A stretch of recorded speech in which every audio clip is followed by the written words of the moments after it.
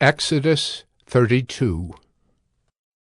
When the people saw that Moses delayed to come down from the mountain, the people gathered themselves together to Aaron and said to him, "Up, make us gods who shall go before us.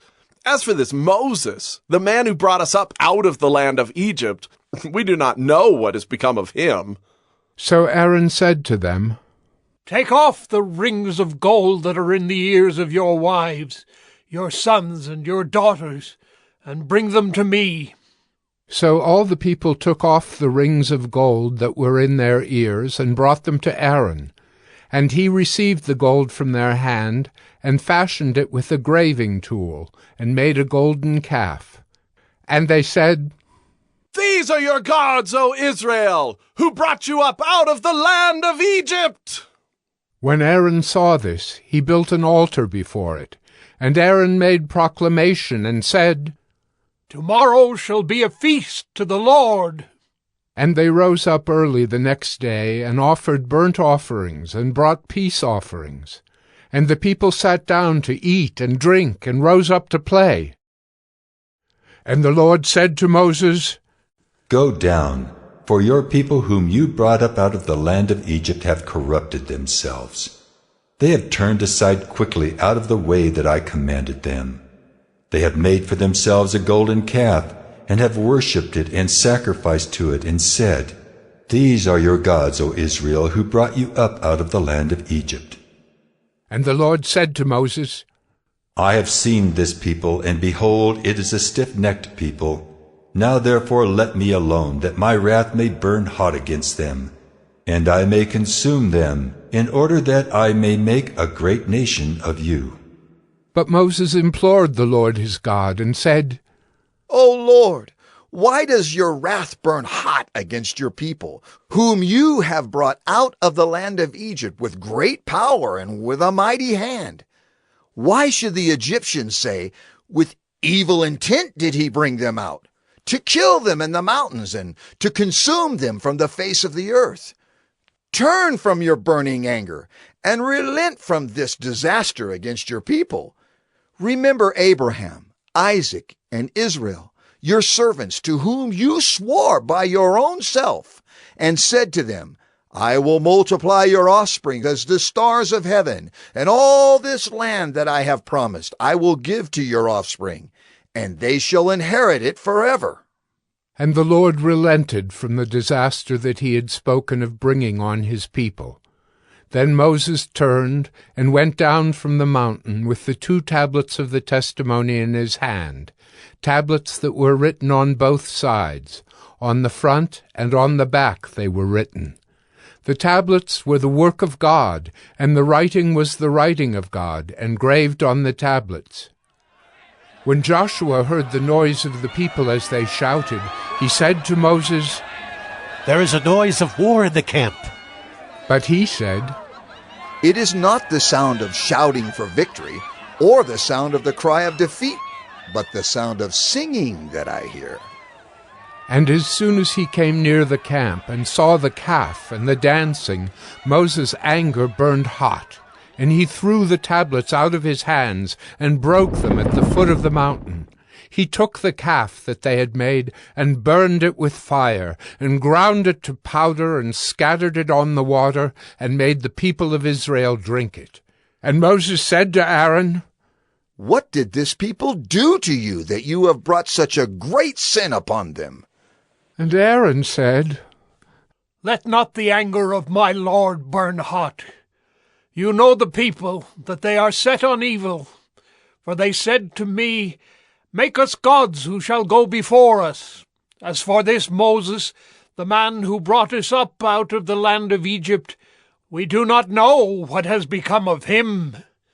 So I said to them, 'Let any who have gold take it off.'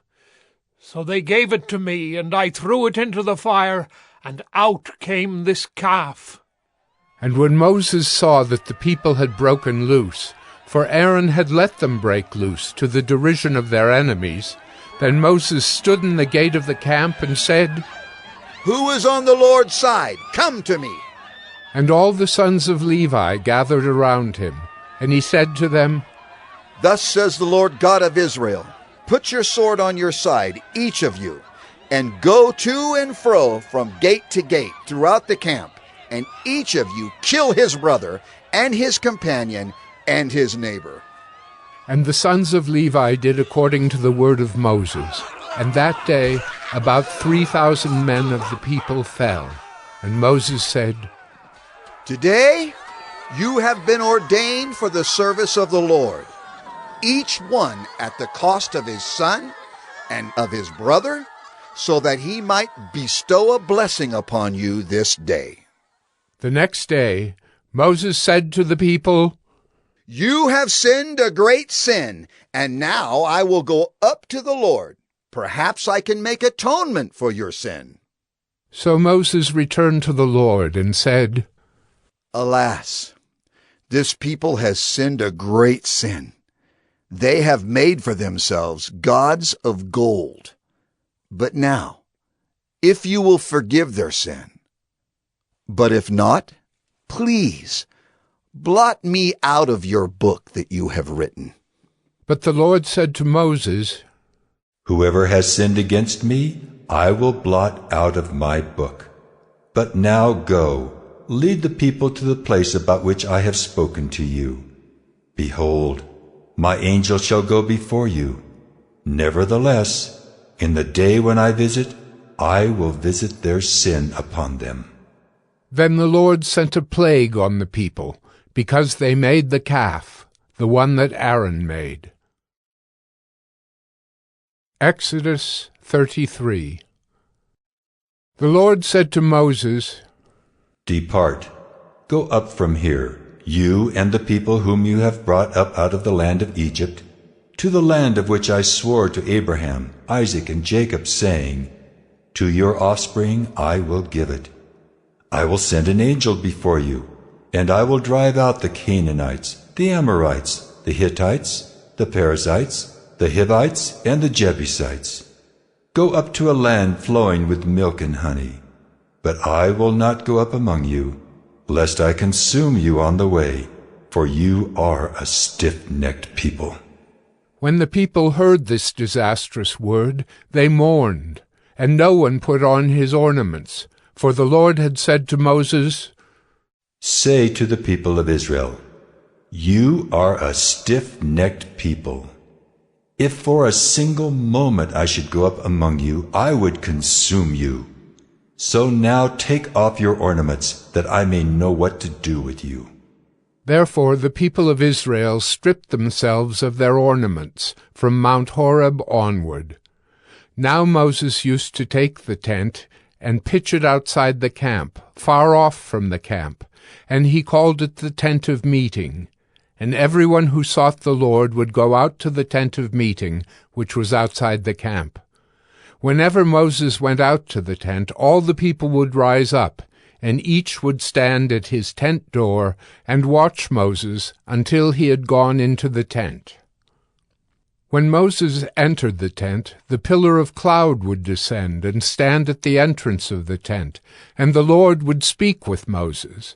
And when all the people saw the pillar of cloud standing at the entrance of the tent, all the people would rise up and worship, each at his tent door. Thus the Lord used to speak to Moses face to face, as a man speaks to his friend. When Moses turned again into the camp, his assistant Joshua, the son of Nun, a young man, would not depart from the tent. Moses said to the Lord, See, you say to me, Bring up this people, but you have not let me know whom you will send with me.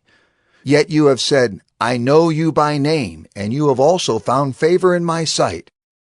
Now, therefore, if I have found favor in your sight, please show me now your ways, that I may know you in order to find favor in your sight. Consider, too, that this nation is your people. And he said, My presence will go with you, and I will give you rest. And he said to him, If your presence will not go with me, do not bring us up from here. For how shall it be known that I have found favor in your sight, I and your people? Is it not in your going with us, so that we are distinct, I and your people, from every other people on the face of the earth? And the Lord said to Moses, This very thing that you have spoken, I will do, for you have found favor in my sight, and I know you by name. Moses said, Please, show me your glory. and he said, I will make all my goodness pass before you, and will proclaim before you my name, the Lord. And I will be gracious to whom I will be gracious, and will show mercy on whom I will show mercy. But, he said, you cannot see my face, for man shall not see me and live. and the Lord said, Behold, there is a place by me where you shall stand on the rock. And while my glory passes by, I will put you in a cleft of the rock, and I will cover you with my hand until I have passed by. Then I will take away my hand, and you shall see my back, but my face shall not be seen. Psalm 44. To the choirmaster, a maskil of the sons of Korah. O God, we have heard with our ears. Our fathers have told us what deeds you performed in their days, in the days of old. You with your own hand drove out the nations, but them you planted. You afflicted the peoples, but them you set free. For not by their own sword did they win the land, nor did their own arm save them, but your right hand and your arm, and the light of your face, for you delighted in them. You are my King, O God. Ordain salvation for Jacob. Through you we push down our foes. Through your name we tread down those who rise up against us. For not in my bow do I trust, nor can my sword save me. But you have saved us from our foes, and have put to shame those who hate us. In God we have boasted continually, and we will give thanks to your name forever. Selah. But you have rejected us and disgraced us, and have not gone out with our armies. You have made us turn back from the foe, and those who hate us have gotten spoil. You have made us like sheep for slaughter, and have scattered us among the nations. You have sold your people for a trifle, demanding no high price for them. You have made us the taunt of our neighbors, the derision and scorn of those around us. You have made us a byword among the nations, a laughing stock among the peoples. All day long my disgrace is before me, and shame has covered my face at the sound of the taunter and reviler, at the sight of the enemy and the avenger. All this has come upon us, though we have not forgotten you, and we have not been false to your covenant. Our heart has not turned back, nor have our steps departed from your way. Yet you have broken us in the place of jackals, and covered us with the shadow of death. If we had forgotten the name of our God, or spread out our hands to a foreign god, would not God discover this? For he knows the secrets of the heart. Yet for your sake we are killed all the day long. We are regarded as sheep to be slaughtered. Awake! Why are you sleeping, O Lord? Rouse yourself. Do not reject us forever. Why do you hide your face? Why do you forget our affliction and oppression? For our soul is bowed down to the dust. Our belly clings to the ground. Rise up, come to our help. Redeem us for the sake of your steadfast love. Proverbs 14. The wisest of women builds her house, but folly with her own hands tears it down. Whoever walks in uprightness fears the Lord, but he who is devious in his ways despises him. By the mouth of a fool comes a rod for his back, but the lips of the wise will preserve them. Where there are no oxen, the manger is clean, but abundant crops come by the strength of the ox. A faithful witness does not lie, but a false witness breathes out lies. A scoffer seeks wisdom in vain, but knowledge is easy for a man of understanding. Leave the presence of a fool, for there you do not meet words of knowledge. The wisdom of the prudent is to discern his way, but the folly of fools is deceiving. Fools mock at the guilt offering, but the upright enjoy acceptance.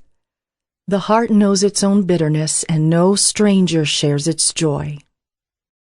The house of the wicked will be destroyed, but the tent of the upright will flourish. There is a way that seems right to a man, but its end is the way to death.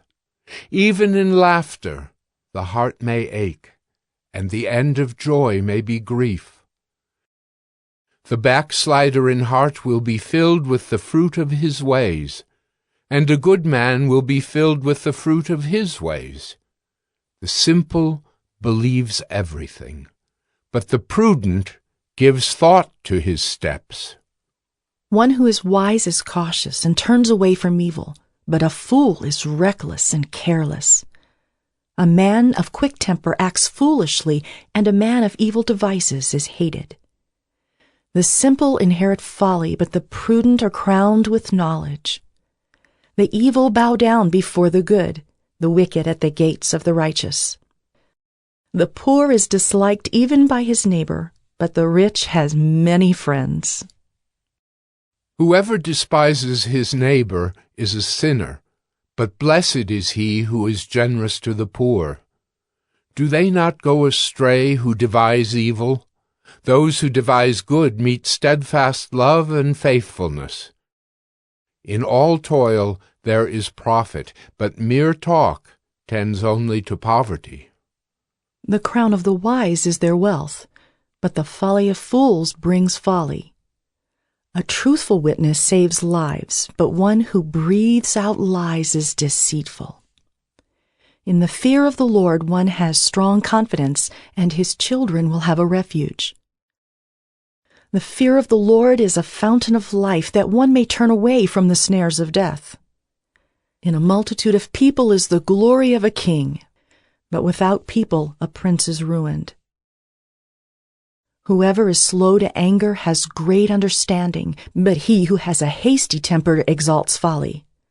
A tranquil heart gives life to the flesh, but envy makes the bones rot.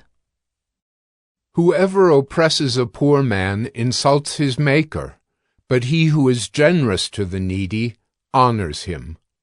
The wicked is overthrown through his evil doing, but the righteous finds refuge in his death.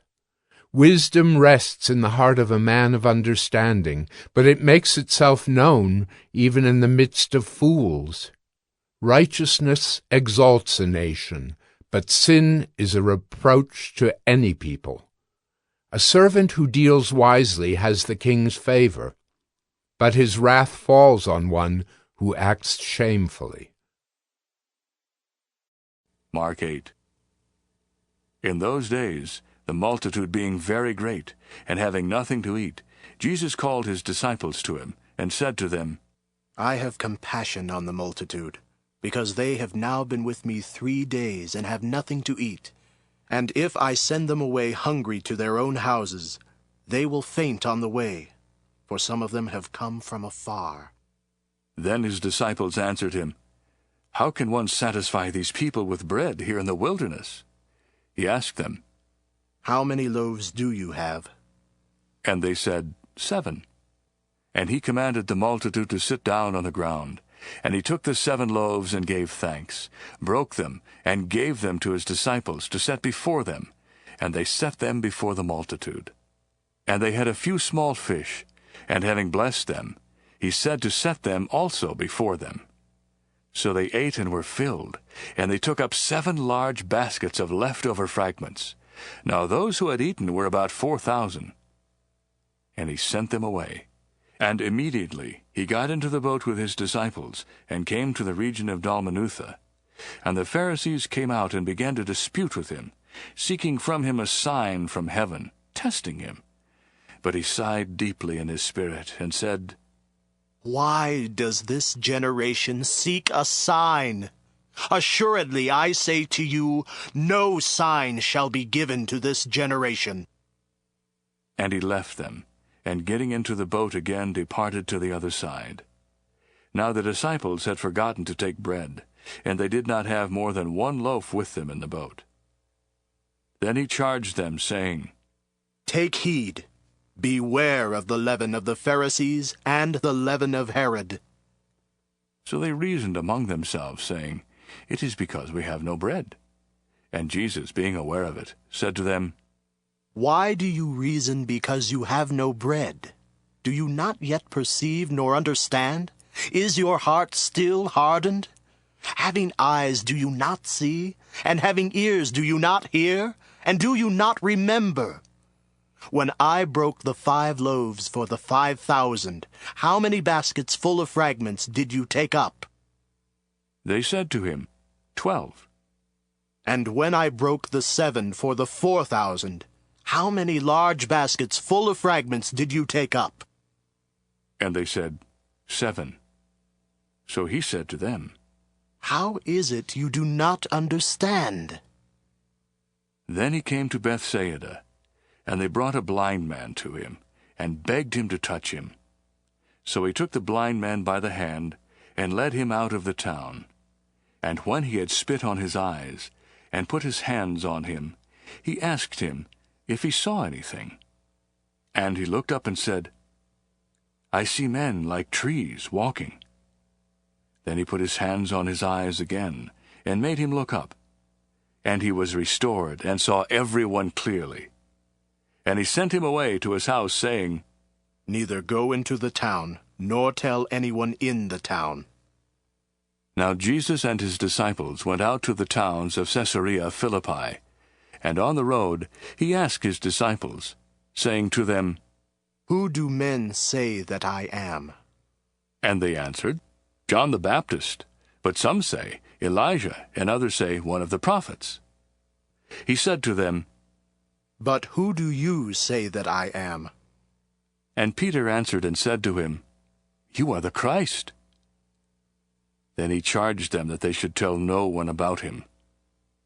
And he began to teach them that the Son of Man must suffer many things, and be rejected by the elders and chief priests and scribes, and be killed, and after 3 days rise again. He spoke this word openly, and Peter took him aside and began to rebuke him. But when he had turned around and looked at his disciples, he rebuked Peter, saying, Get behind me, Satan, for you are not mindful of the things of God, but the things of men. And when he had called the people to him with his disciples also, he said to them, Whoever desires to come after me, let him deny himself, and take up his cross, and follow me. For whoever desires to save his life will lose it. But whoever loses his life for my sake and the gospel's will save it. For what will it profit a man if he gains the whole world and loses his own soul? Or what will a man give in exchange for his soul? For whoever is ashamed of me and my words in this adulterous and sinful generation, of him the Son of Man also will be ashamed when he comes in the glory of his Father with the holy angels.